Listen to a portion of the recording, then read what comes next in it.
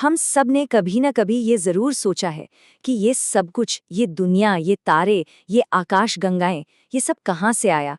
इसकी शुरुआत आखिर हुई कैसे? चलिए, आज इसी बड़े सवाल के सफ़र को समझते हैं। देखिए, हजारों सालों तक ये सवाल साइंस का नहीं बल्कि फिलॉसफी और धर्म का था। और मोटे तौर पर दो ही जवाब थे जो एक दूसरे से एकदम अलग थे। या तो ये यूनिवर्स हमेशा से था या फिर इसकी कोई एक तय शुरुआत थी। तो चलिए थोड़ा पीछे चलते हैं उस जमाने में जहां इस सवाल को लेकर दो बड़े खेमे बने हुए थे और सदियों तक यही बहस चलती रही।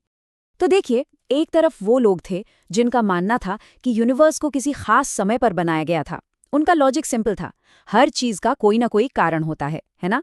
तो फिर पूरे यूनिवर्स का भी एक पहला कारण या फर्स्ट कॉज होना ही चाहिए। और उन्होंने ये भी कहा कि हम इंसानी सभ्यता को देख सकते हैं, हमें पता है कि किस चीज का आविष्कार किसने किया। ये सब यही दिखाता है कि हम हमेशा से तो नहीं थे। और दूसरी तरफ थे अरस्तु जैसे ग्रीक फिलोसोफर्स। उनका कहना था, नहीं, ये दुनिया तो हमेशा से है, शाश्वत है।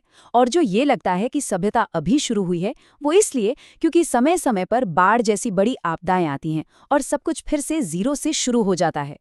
अब इस बहस के बीच एंट्री होती है सेंट ऑगस्टीन की, और उन्होंने एक ऐसा आइडिया दिया जिसने सोचने का तरीका ही बदल दिया।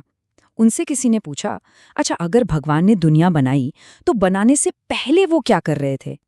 बड़ा जबरदस्त सवाल है ना? पर ऑगस्टीन का जवाब उससे भी जबरदस्त था।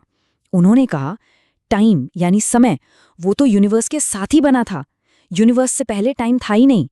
इस एक जवाब ने पूरी बहस को ही एक नया मोड़ दे दिया। तो चलिए अब कहानी में थोड़ा और आगे बढ़ते हैं 18वीं सदी में। यहाँ आकर ये सवाल एक ऐसी पहेली बन गया जिसे सिर्फ लॉजिक से सुलझाना नामुमकिन सा लग रहा था। और इस पहेली को एक नाम दिया महान फिलोसोफर इमैनुअल कांट ने, एंटिनोमी। अब ये क्या होता है? ये एक ऐसी सिचुएशन है जहां दो बातें हैं, दोनों एक दूसरे के एकदम उलट हैं। लेकिन मजे की बात यह है कि दोनों ही अपनी अपनी जगह लॉजिकली सही लगती हैं। और कांट ने इस प्रॉब्लम को बड़े कमाल के तरीके से समझाया।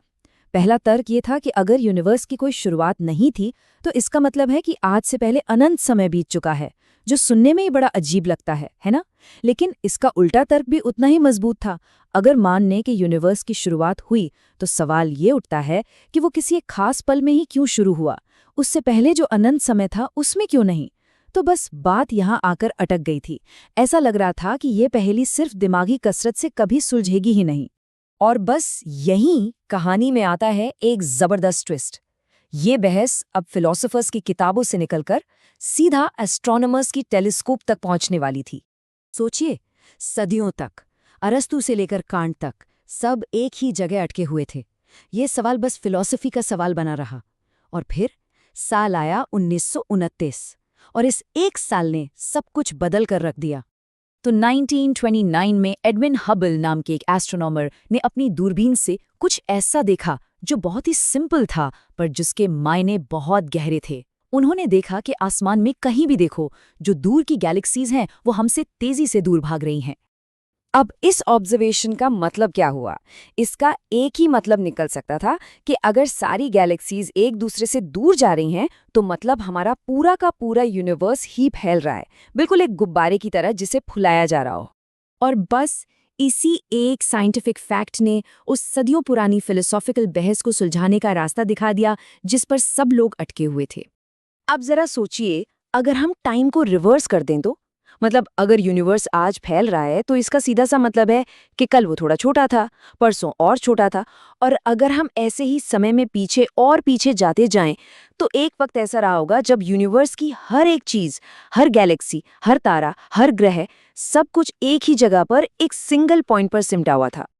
और हबल की इसी खोज के आधार पर साइंटिस्ट ने हिसाब लगाया कि ये सब कब हुआ होगा।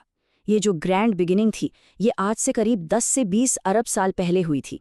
मतलब एक अकेली खोज ने इंसानियत के सबसे पुराने और गहरे फिलोसॉफिकल सवालों में से एक को एक ऐसे सवाल में बदल दिया जिसका जवाब अब साइंस दे सकता था। जो सवाल पहले सिर्फ आस्था और तर्क का था, अब वो ऑब्जर्वेशन और कैलकुलेशन का बन चुका था। ये एक कमाल का उदाहरण है कि कैसे साइंस की एक छोटी सी ऑब्जर्वेशन हमारी पूरी सोच को, हमारी पूरी कहानी को बदल सकती है। और ये सोचने पर मजबूर करता है ना कि आगे चलकर साइंस ऐसे और कौन-कौन से बड़े सवालों के जवाब हमें देगा।